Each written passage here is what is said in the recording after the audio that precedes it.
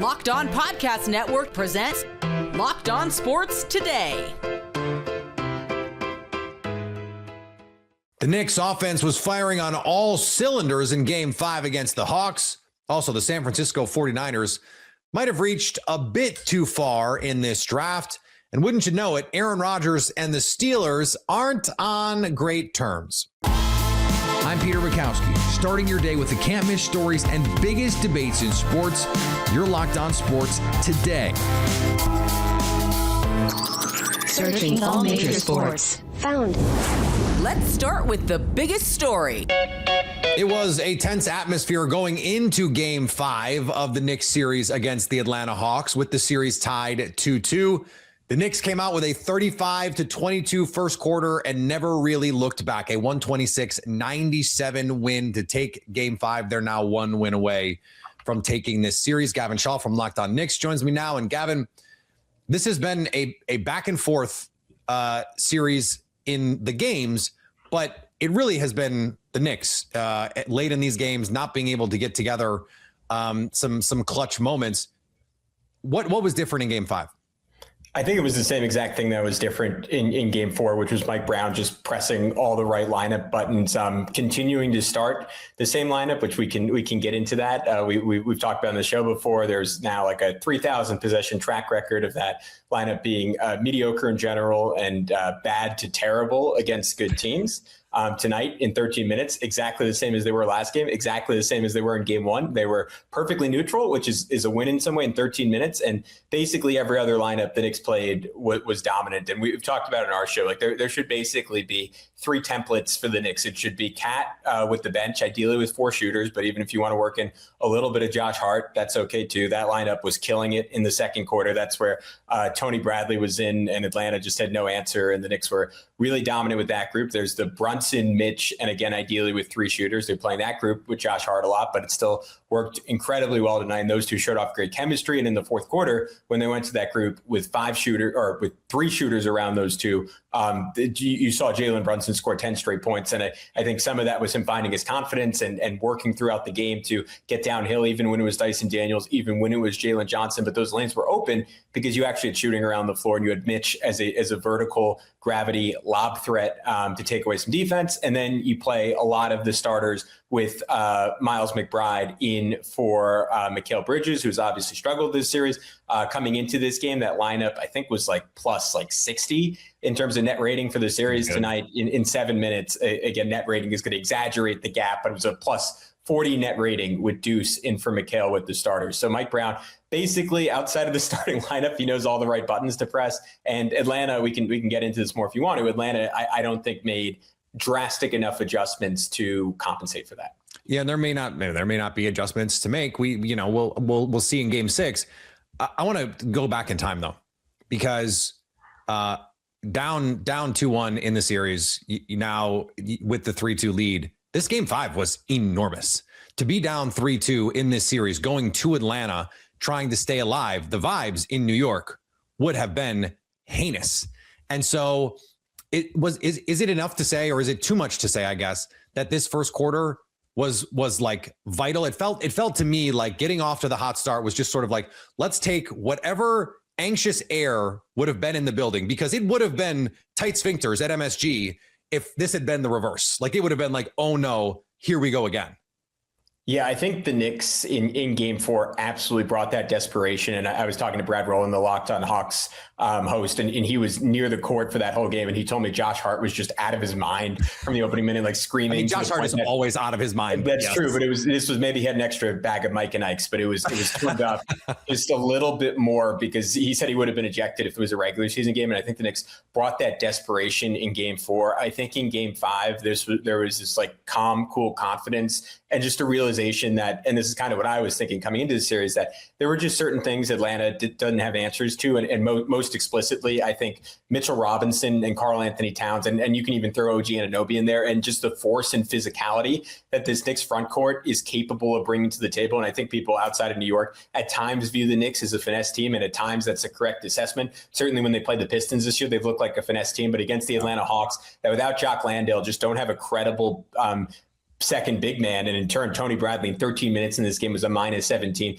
And you saw Cat, I mean, with his orchestration, with his driving, with his shooting, like, and he was able, like they tried the same trick that worked in game 2, which was Jonathan Kuminga on him. And Cat said, great, in the high post, I'm driving, I'm spinning by him, I'm laying it in and one. I'm going to post him up. He's going to try to flop. They don't call it. I'm dunking it. Like Cat was able to bully the wings on him to the point that they needed to double. And the Knicks did a great job playing out of that. And then Mitchell Robinson was, as he always is, just a demon on the offensive glass. That one-handed putback punch was ridiculous. And you combine that size and physicality with the switchability that those two bring to the table. Like Cat switched onto CJ McCollum, swatted his three, switched onto Jalen Johnson, swatted him on a drive. You saw Mitchell Robinson multiple times blow up CJ McCollum attacks and not let him get anywhere. And in turn, like CJ, who's been the hero and the MVP, he had 6 points in 32 minutes in this game. Like I think the two bigs for the New York Knicks are just pose questions that Atlanta, unfortunately, partially due to Lando's injury, just partially due to their roster limitations, do not have an answer to. Stay up to date all year on the New York Knicks by subscribing to Locked On Knicks on YouTube or your favorite podcast app. Your Locked On Sports today. Coming up, the 49ers did not have a great draft, and now they're having to answer questions about it already before the guys have even played a snap. Before we get to that, the 76ers fought for their lives. The NBA playoffs rolling along where every possession matters, every matchup is magnified, and every game can swing a series. And right now, FanDuel is giving new customers a great way to get in on the action. You can bet just $5 and get $250 in bonus bets if your first bet wins. The app makes it easy to follow the action with player stats, trends, and matchups all in one place. And during the playoffs, that extra insight really matters when you're looking at stars, role players, and key moments. It just makes the entire playoff experience more engaging from start to finish. Head to FanDuel.com to get started. FanDuel, play your game.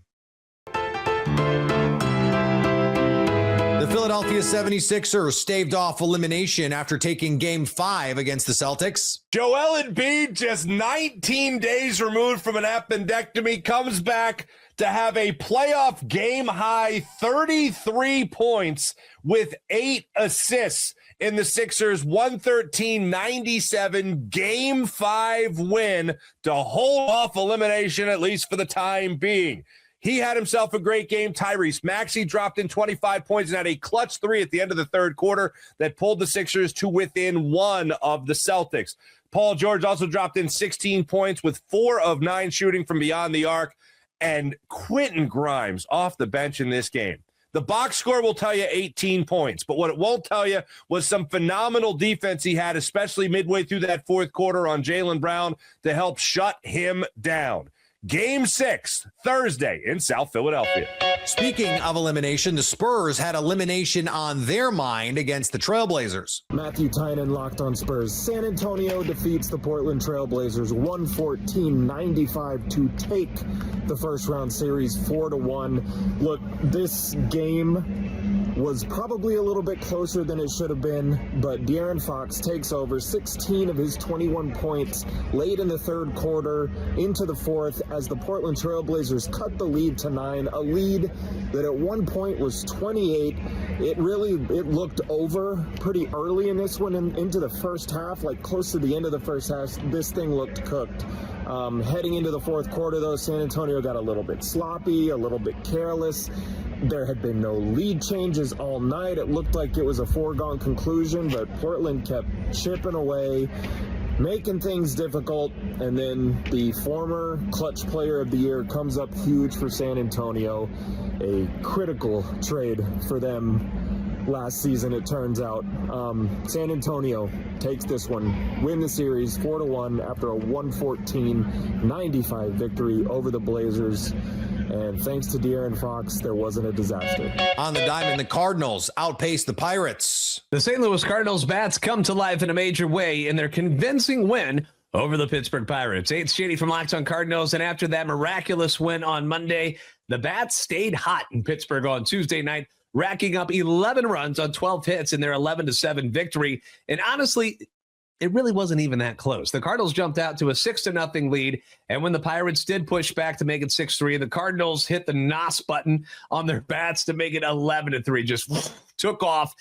It was almost position player pitching time, but the St. Louis bullpen loves to keep it interesting, which is very annoying, but I digress. It's a win. We're not going to complain. Nolan Gorman and Victor Scott hit home runs. Victor's first of the season, which landed in the Allegheny. The 3, 4, 5 guys in the Cardinals lineup combined to drive in 9 runs, top of the order constantly. On base, J.J. Weatherholt scores 3 times. Ivan Herrera walks 3 times and scores 3 times. They stole a couple of bases in this one. Defense was good. There really were no holes in the lineup tonight. It was relentless, which is something that we've really not seen much of this season from the Cardinals, but I think I can speak for all of Cardinal Nation when I say we would love to see more of it. For the latest updates and info, be sure to keep it Locked On Cardinals. And on the ice in the playoffs, the Stars threw down with the Wild. The Minnesota Wild now stand 1 win away from winning an opening round series in the Stanley Cup playoffs for the first time in over 10 years. And it is largely due to such a wide swing in the scoring for the Dallas Stars. The Stars were without a 5-on-5 goal once again in Game 5. They have struggled mightily at times in 5-on-5 play. And the Minnesota Wild hold the Stars to 11 shots into the third period. They put on a defensive clinic. Matt Zuccarello, Yakov Trenyan both back, and Matt Zuccarello gets the scoring started. Go figure.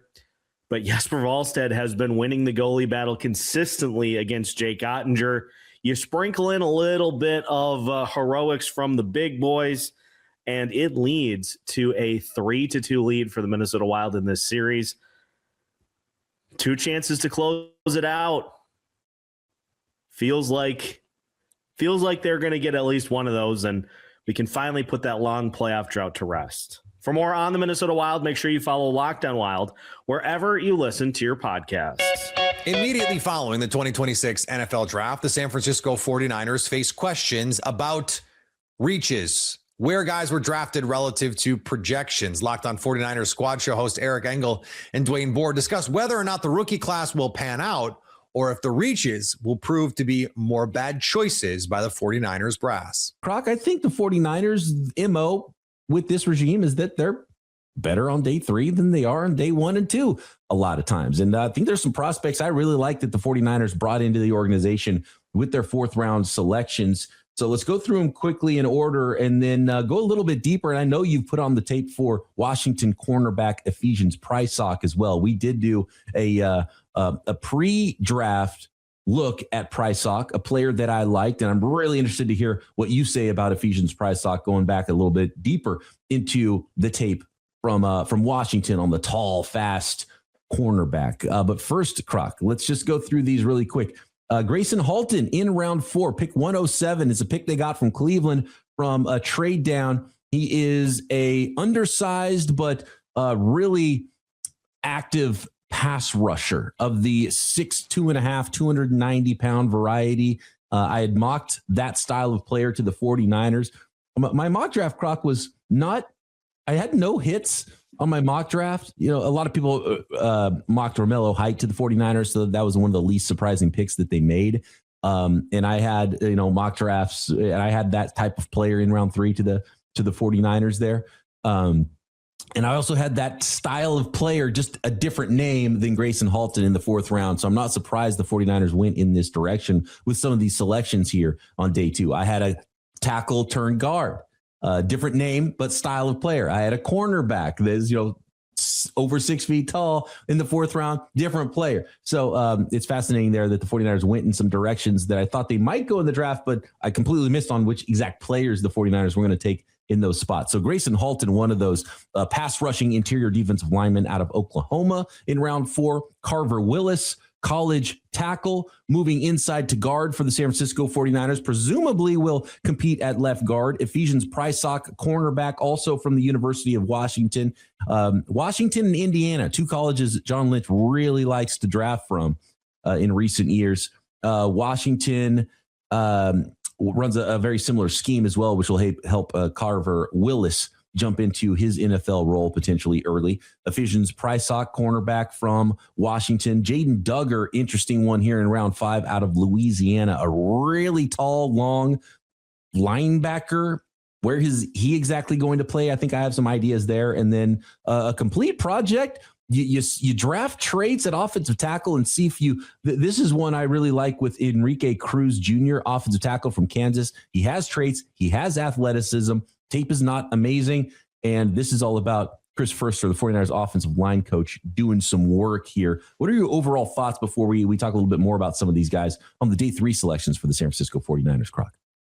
I think they hit.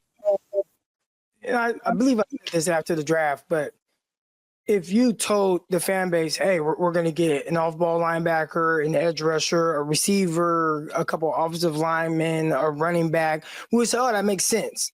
Like that's what, that would plug up some holes from the 49ers. You can look at areas where they need to improve in those areas. And I think a lot of the conversation has been more so about who and where they took guys as opposed to the positions that they attacked. So, if you take the names out or where they got guys at, I think you would say, hey, this was a very productive draft class. And I'd say one of the bigger issues I have with the class as a whole, and maybe this is something that's just going to continue to happen because of NIL, guys getting money and reluctant to come out of college. It's an older class. And the 49ers have consistently gotten that. And when you look at the 49ers right now, they are an old team. Probably the oldest team in all of the NFL, and you draft older prospects. And a lot of the guys, and this is when you talk about the draft and hitting on picks and whatnot, the 49ers are very, very, very dependent on old football players.